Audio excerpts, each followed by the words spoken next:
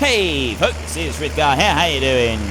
Welcome back to Farming Simulator 19 here in Boulder Canyon. I'm just bringing that one last bale here that we had down the other end of the field. And we're going to start doing the rest of these with the, just the wrapper. And we're going to wrap and then we're going to drop straight onto the sell point. And that's how we're going to do these, I think. I know some of you might want me to store the bales for a while or something like that, but I think that the best way to actually do this is to sell the bales immediately and sell them straight off the field. Sell them wrapped straight off the field. It's something that I've done myself. It's something I've seen happen several times. So I know that it's something that does happen fairly regularly. It's not unrealistic in any way, I don't feel. So I'm quite happy to go and do this. We're going to drop that one back there. Hang on, we'll bring that one forward a bit. We'll lower you down there. Next week I will have a question for you on here. It's just we didn't have one this week. Before we start jumping into there, let's see. What price are we want to go here. What price are we going to be getting for this? We are 256 per 1,000 litres. And the red arrow indicates that the price is currently dropping. So, I mean, in theory, we could get a better price for it. I don't know what the price range is for lower end of the scale. Remember, we do have the plus 50%. So we do have a slight bonus on this. Right, with the plus 50% on the bales, it's definitely going to be better than what we would get otherwise. Okay, let's bring you over that way a bit then. There we go. Right, we've got the first bale. There it is. And I can start bringing that one over here. And we're going to unload that straight onto this sell point. Now, we haven't built the road on the sell point. That's something that we've still yet to do. What I'm going to do, actually, is I'll bring it round like this. Now, we can't turn all that sharp with this thing. Not that it matters all that much. We've got time to sort of come in round and drive up over before it's finished wrapping, because it does take a little while to do its wrapping. There, we'll bring it to there like that, and then we'll unload. Now, in theory, it should sell straight away, and there we go, $1,026 for our bale. We have 22 bales here. So, yes, it may take us a little while to get through this, but it's still going to be worth it. At $1,000 a bale, that's pretty good going. So, it's going to take us into plus $6,000. Now, that's not a great deal to start with, because we've still got more, we've got quite a bit of money that we need to get. But it's been nice to have a significant break from doing all of the work that we've been doing. So we put that one onto there, and then we can unload it. Because what we've been doing, just loads and loads and loads and loads of trees. And so it's nice to be able to have this significant break. And, I mean, yes, we do have the penalty that we're paying for. But that's entirely our fault. Well, my fault, I suppose, technically. Technically, I suppose. If you want to be like that, it's entirely my fault, not our fault. Not everybody in general. It's just Frithgar's fault. It usually is. Ask Sen, she'll tell you. Can I back this one?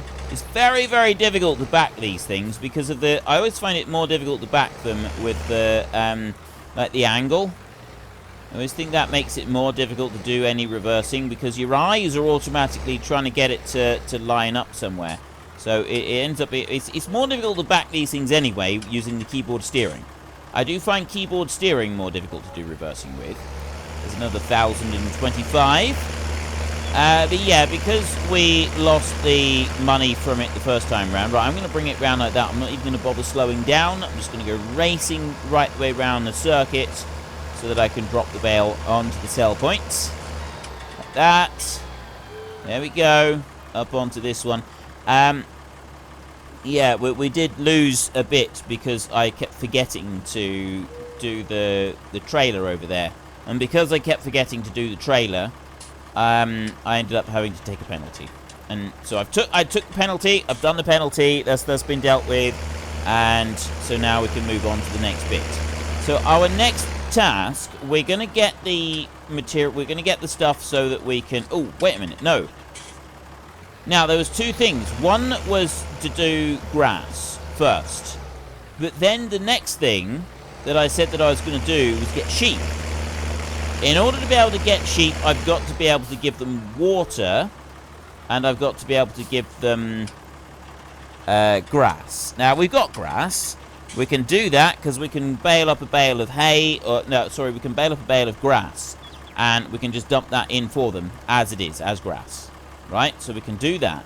So before I go ploughing up the ground and doing that bit, technically what I've actually got to do, and what I've got to do, is I need to get sheep.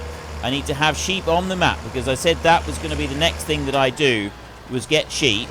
And then once we've gotten the sheep and we've done through that bit, then we will, we can sort of see about doing other things. So I need to be able to work towards the sheep next. So we'll make these bales of silage here, and then we're going to have to do a bit of cutting down of trees, and then after we've done the cutting down of trees, and we've gotten enough money for anything else that we might want, then we can move on to the next bit. So I need to see... Let me go and get another bale a minute, and then once I've picked up another bale, I'll get that one right there, and I'll bring that one down. It'll be quicker if I go up like this. Grab that bale, I'll bring him round like that, and we'll bring him over this way. And then we can go straight out next time to go get that line over there. While this one's wrapping, we'll have a look and see how much the small sheep pen is. Right, I know that you want me to get a large pen of each in the end, but we can't really afford to go and buy a large pen straight away. Realistically speaking, that's not something we... It's 180,000 for the large sheep pasture. The small one there, which will allow us 80 sheep, so we can sell that one later on, and we can buy that one up, unless you change what you want us to get. But yeah, $65,000 we're going to need to get that sheep pen. Let's unload that. We'll have a look at the next bits in a minute, because we need the sheep pen. We can feed the sheep, that's absolutely fine. We're not going to have any difficulty with that. We're going to need a bucket to be able to scoop up the grass that escapes from the sheep pen. We're going to need a bucket to be able to do that, or a fork or a grab or something. And then we're going to want... I mean, ideally we want to make hay. Ideally you'd want to store hay for sheep. We can't give the sheep silage. That's not like a game mechanic that's available. So as we can't give them silage, we're going to have to give them grass bales, or we're going to have to give them hay. Now, in real life, grass doesn't store, so we can't give them grass over a long period of time, because we're supposed to be doing this series realistically. Which means what we're going to need to do is we're going to need to work towards getting some, we've either got to get a forage wagon, or we want to get a hay turner. Get a hay turner and make some bales of hay so that we can store them back here somewhere, and then we should be alright. Let's go up over here. Yeah, I know I'm bouncing around with the wrapper going, which probably wouldn't see happening very much in real life. I will admit, I'll freely admit that. But yeah, we can overlook a little bit here and there. That one, so I need this one here to be able to give them water. That's 9,500.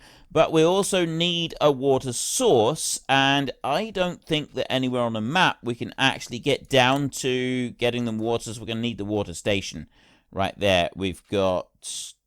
I've got these water stations. Actually, this one here, look.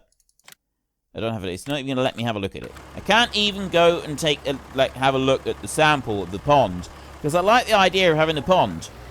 Actually, that's kind of my favourite approach to this. If we can have this as a pond rather than using a big water tank, we'll still have to get the water tanker. I keep getting that wrong. Right, I keep thinking it's going to swing more than it does. Yeah, we'll go like that. Bring that bale in there. Back up a bit. There we go. Round we go. If we have the pond, it's also a nice cheap water source, so I like that idea even better, having the cheap water source. I think that's brilliant. And we'll place that one... I think we'll place that one down here somewhere. Like, do we do it over... It's like, do we do it over on the corner of that field over there, or do we place it over on this side? And I'm thinking that the pond there, sort of close to those trees right there, that would be a really good place, this side of the barn. It's not going to be too much in the way of anything, and it's not going to block anything else, but it's also going to be close enough to the animals that it's not going to cause us a load of issues as well.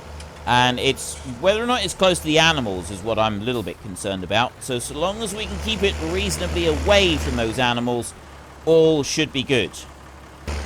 I was just getting a screenshot right there, naturally. Something we always have to do. Make sure we get our screenshots.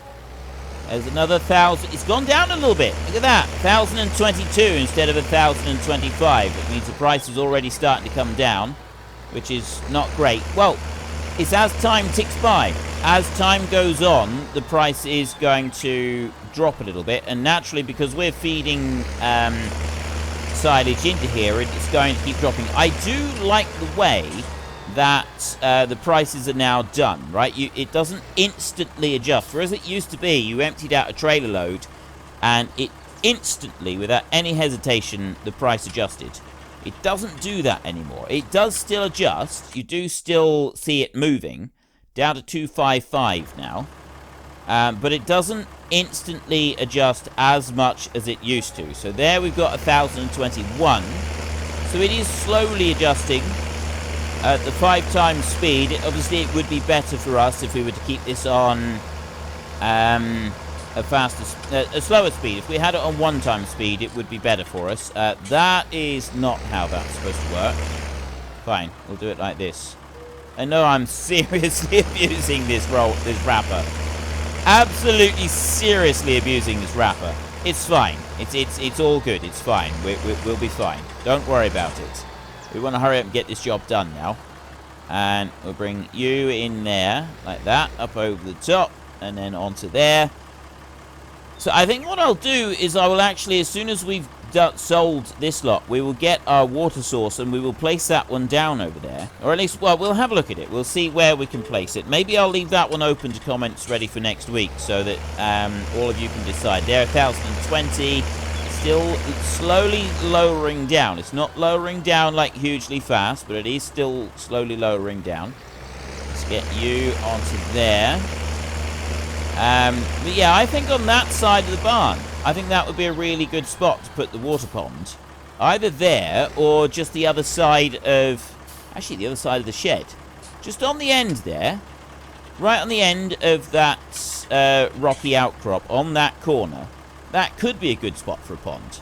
The only downside to putting it there as a good spot to the pond is that, you know, if we need to come in round that corner at all and, like, try and turn, is it going to get in the way of us? Is it going to cause us any issues? It's 1,020. So we've now got $290. We keep going until we've sold all of these bales. I want to work through these as quickly as possible so that we don't risk losing any more money than we've absolutely got to. I'll bring that straight in onto there like that. Gather that bale up. I'll bring you out this way. I'll run right in round here. So we're going back into positive monies at long last. And then as soon as we've done with these, we'll go and start cutting down more trees. Yeah, $65,000 in order to be able to build up to our sheep. Well, let's be honest though, 65 grand is not a huge amount for us anymore. And then after we've done that, after we've got some sheep, we'll then start working towards the plough and the cultivator and all of the other bits that we're going to need to plough up all of this land here. We're definitely going for that agro-maz plough, the very least, because this is a big area that we're going to have to plough. Right, there is a lot of land here that we're going to have to actually go over with a plough.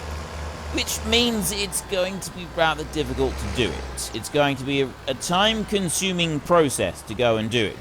Well, not so much difficult as rather time-consuming. There was another plough, but I can't remember whether it was the sort of plough that I want. Because some of them do give, like, the ploughed effect on the fields that are already fields, but they don't allow... They do allow create fields. Except, yeah, 15 meters, 25 meters wide. That requires 200 horsepower, and it's 25 meters wide. That's 15 meters wide, and that requires 300 horsepower. I'm guessing one of those might be a bit wrong. Not entirely sure. I like the idea of it. I really do, but I'm not sure that we can afford that. So what are you? It's just a 2-meter plow. That one there is 1.5 meters. That is 2 meters. That's a little bit much. That's a little bit much. See, this one here, that requires 300 horsepower. Oh, wow. That one requires 180 horsepower. This is the little Salford plow. A little Salford trailed plow is the only thing that we can actually use on this tractor, because everything else is just going to be too big. It's not supposed to be like that. It's not supposed to be like that. I don't want to use a little tiny Salford trailed plow. I don't like that thing. It's not a pleasant plow to use. I'd like to use a much better plow than that, if I could, please. If nobody minds, I'd like to use a better plow. I don't think we got any choice. I think we're going to be stuck using that plow. Fine. Okay, fine. That's what we'll do. If that's what we got to do, that's what we got to do. Let's wrap this next one over here. So, yeah, we need 65,000 in order to be able to buy a sheep pen. The actual sheep themselves, I can't remember how much a new sheep costs, but we've got to buy it direct out the pen. We can't go and buy them anywhere else.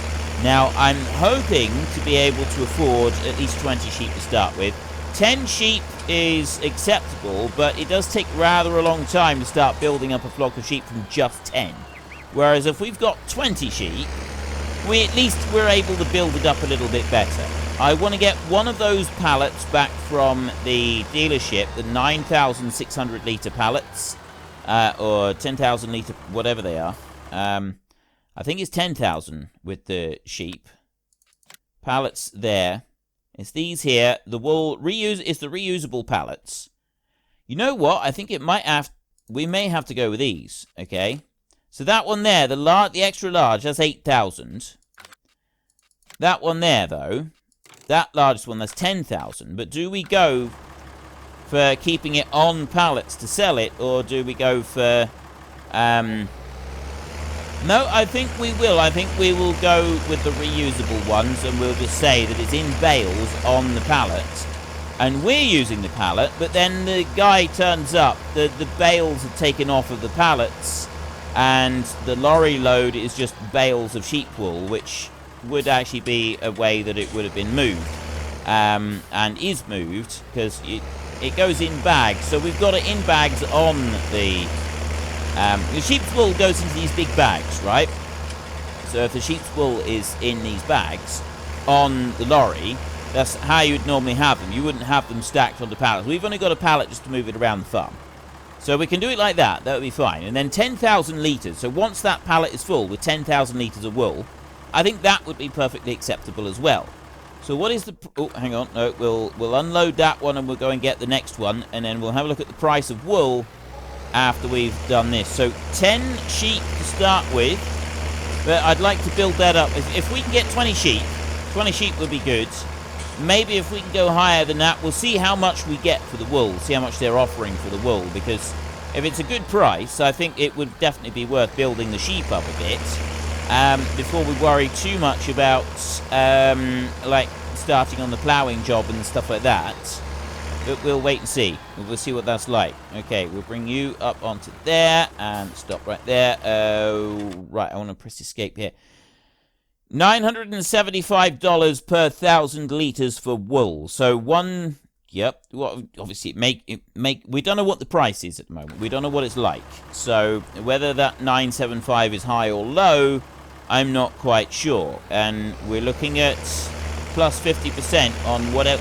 Whereas whatever the hard mode economic difficulty is, we're looking at plus 50% on top of that. So our plus 50%, $1,000 per 1,000 litres, might be pretty good. On the other hand, that might be rather poor. We may actually be able to get another 200 on top of that. 1,200, one pallet, that's $12,000. One pallet of wool at well, even if we go with what we got right now, one pallet is almost 10 grand. That's a lot of money. So the more sheep we have, the more wool we're going to be getting, and that's a pretty good thing. All right, that is a very good return. I'm quite happy to have that kind of return. I'll be honest with you, I'm more than happy to have that kind of return on a regular basis. Right, we started off with 1,029, I think it was, per bale, and we're down to 1,015, so we've lost $14 per bale since we started doing this. We got one more bale right there, that's the last one, there. Grab you like that, and then come racing back in with you. And we have now sold all of our bales of silage. So we've mowed, we have rode, we have baled, we have carried, we have wrapped, and we have sold. And we've gotten we got over $22,000 from selling stuff, selling bales like this, which is absolutely fantastic. So that's going to take us to 8.5 grand right there, 1,014 for the final one. And we go to the finance situation right here. So today, so look down through, $22,468 from sold bales. We had $106,000 there from sold wood on Tuesday. That was a pretty good day. Wednesday, we didn't really gain anything. But also here, loan interest. We sold there, construction costs $100,000. New vehicles, $72,000. So overall on Tuesday, we lost 57 grand. Not ideal, really, is it? That's not ideal. Balance, 8,400. Right. I'm quite pleased with what we've done so far. We want to go and bring this one over here. I'm going to tuck that one back into that corner now. And so our next job is, well, we want to have a look at that water. We want to see where we want to put the water. When we go to the shop, we need to be aware that we need to bring back a thing for the grab. A thing for the grab. We're going to need a bucket or a fork. It's got to be a bucket or a fork that we're going to want. Right, I'll bring you to there, and I'll unhitch. There, and I'll stop there. And I'll turn that tractor off. So when we go to the shop, we're going to need to bring back a water bowser. We definitely need to bring back a water bowser for the sheep. We don't need anything else for the sheep. Actually, no, we're going to need in here under front loaders. We're going to need a pallet fork to move the pallets of wool. Plus, we're going to want either a bucket or a fork with a grapple. It's got to be one or the other. I mean, we could go with that one, which we do, you know, it could be better, it could be used. I think the universal bucket would be the better one because we've got options then for moving some of the other stuff. We also need the pallet fork, and we need to be able to bring back a pallet as well, the wool pallet, when we do that. Okay, I want to hop out of there, but we won't worry about that. What I am going to do, though, is I'm going to go into here, and we're going to go, right, well, first up, let's look at these. No, I don't want to put these down, right? $125 an hour, $250, $500 an hour coming in. But it costs us 150 grand to put it down. So we got the water stations here. We've got 3 different size water stations. Let's have a look at them all. Let's see. Wow. Okay, that is a very, very big pond. I don't want that. There's the little one. It's perfectly round as well. I don't like that it's perfectly round. It's also big. It's very, very big. Right, so maybe it would be better if we did put it over here somewhere. But again, like looking at this thing. Right, I think we would be better off having this one back over here somewhere. Out of the way. It's going to be a nuisance having to like put it in there. It's just still buy $200. $250, it doesn't change in price. Right, we won't do that at the moment. Quite sure we're going to do it. That's bigger than I thought it would be. And then you got the $5,000 one. I'm not really sure what course of action we should take with that. I mean, yes, I do. Actually, I am thinking that it would be better to put it here behind the farm a little bit. We can put it between here and that one over there. So we're going to want to clear some of these trees out of the way to be able to do that. So it's probably a good idea to start working on some of those. I'm not that concerned at the moment about having a huge field over there. We don't need... Like, the field doesn't need to be bigger than it is right now. So we'll start by removing some of these trees and putting them down over this way. I'll bring you there. And we're back to cutting trees down. Once again, we're back to cutting down trees. We're going to be doing this forever, aren't we? This is like the big thing that we do. But, we know that. This is the hardcore series. Nothing is going to be easy in a hardcore series. Otherwise, it would be the easy series. There we go. Right, so I've gone all the way through and I've taken that bit down. I'll then move and start cutting this one up. And I'm thinking with this one, we'll try and cut it into 4 pieces. Would be better if we can. Like that, because I think that's going to give us a better overall value on the timber. That might be a little bit short. I know that the full-grown trees, right, they cut into 4. Naturally, if you use the Ponzi Scorpion and you're cutting them at 8 meter lengths, they naturally cut into 4 pieces. So if we can cut our trees into 4 rather than 3, I suspect that we get slightly more money for them. I'm not quite sure how much more money we get for them, but I suspect that we do end up getting slightly more for them if we can do it like that. Right, I'll bring you to there. There was one more thing that I wanted to do. You remember all those little trees that we've got over there? Well, not little trees, they're pieces of tree that didn't, like... it didn't work properly. The trees, they didn't do what they were supposed to do as trees. And, like, there's only part of them there. I was thinking, well, it'd be good if we could get rid of those. If we could sell those. I know that we're not going to get much for them, but if we could at least remove them off the map, that's going to remove any chances of any lag or anything like that happening. Yes, it's a bit of a nuisance that we're having to mess around with those bits, because that's a much bigger break in realism than anything else that we might have to face. I think it'd be alright. Okay, I'll chop that one down through there, and I'm going to do that one again. I'm going to cut that in half, because again, see, it's too big. I think that going for slightly too short is better than slightly too long on these, although I'm not 100% sure. I could be wrong on that as well. Like this one here, I think this one is just cut in half. So I'll go up through there, and I'll chop that one in half. There we go. Take that one off, and then back to here. I'm not going to be moving any of these this week. We're moving these next week. Right. Let's go over this way. Ignore all of this stuff. I want that tractor right there. And start taking you over here. So we've got the tractor. We've got a couple little bits of timber in the trailer. And we've also got up this way, we've got a piece of timber on the ground beside this big rock, which I was using to push over some of the trees, but I don't think we need to do that. But also, I didn't pick it up when we were loading up our last load of timber, so it's right there, look. So I'm going to just stop there a second. I'm going to grab that, and I'm going to dump that in this trailer right there. Excellent. And then we're going to carry on again. Now, we've got a load of trees over this way. Okay, this is, those of you who didn't see it previously, there's a load of trees over here that are bugged on this map, and this is what I want to get rid of. I want to get these trees that are bugged. There's only like one end of the tree that is actually registered as a tree, and the whole of the rest of it doesn't actually exist.